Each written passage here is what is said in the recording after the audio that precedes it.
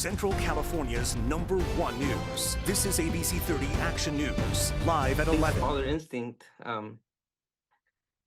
I like to believe I would like someone to do the same thing for my kids, right?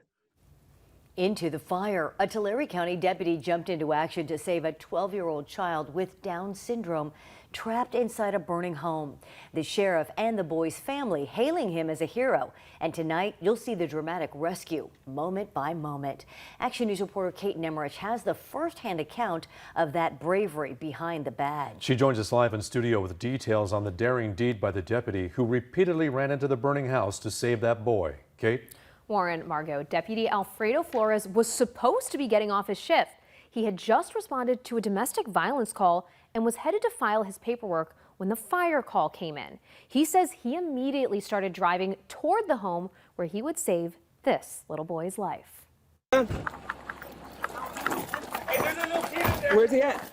Body camera video captures a distraught Alejandro Fajardo guiding a deputy into his burning home where his younger brother was trapped by smoke.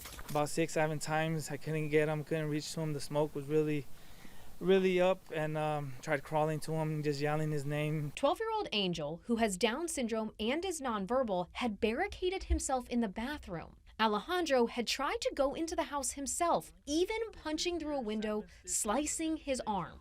When Deputy Alfredo Flores arrived, Alejandro begged him to save his little brother. Flores, an 8-year veteran of the department and a father, didn't hesitate before running into the burning mobile home. I don't think I lasted a minute in there, to be honest, due to the smoke and all the smoke I was inhaling. I was running out of oxygen, so I immediately ran back outside and tried to get more oxygen.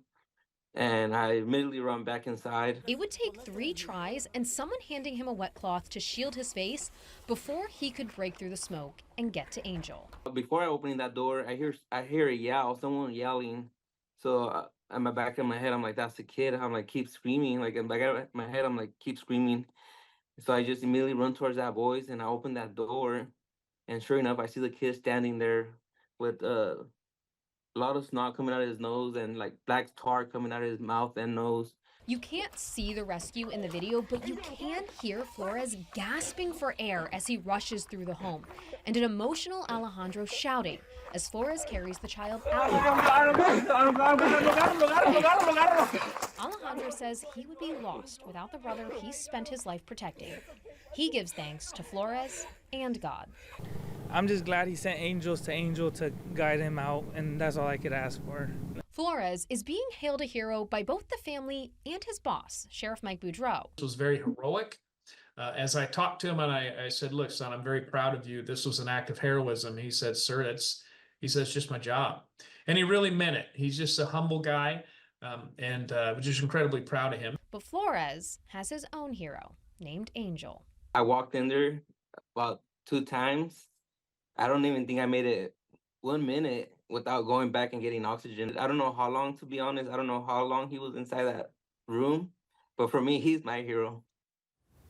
The cause of the fire is still under investigation. Everyone is out of the hospital and back home today, and Flores returned to work doing the job he says he's called to do.